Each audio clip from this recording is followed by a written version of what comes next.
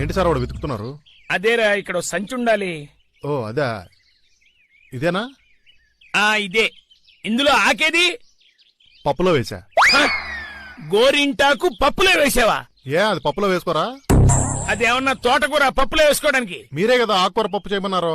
ఆకుకూర పప్పు చేయమన్నానే గాని గోరింటాకు పప్పు చేయమన్నదిగా. ఇక్కడ నాకు అది ఒకటే ఆకు కనిపించింది సార్. వాడు కనిపించిందని మొత్తం పప్పులో వేసావా?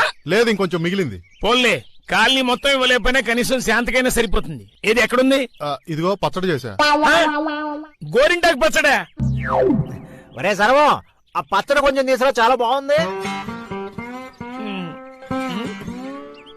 లంచ్ ఐటమ్స్ ఆయనే బోని.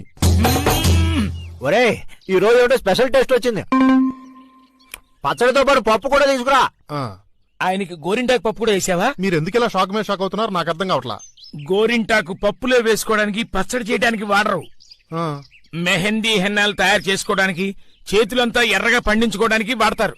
ఇక మీద అలాగే వాడదాం. ఈసారికి ఇలా తిందాం. గోరింటాకు తిందాం అంటావేంట్రా? ఆ తర్వాత ఏమన్నా అయితే? ఆ పప్పు పచ్చడి ఎంతసేపు తెస్తావు? ఆయన అంత ఇష్టంగా బాగుందని తింటుంటే మీరు ఊరికినే భయపడతారు. కానీ సార్ వాడా.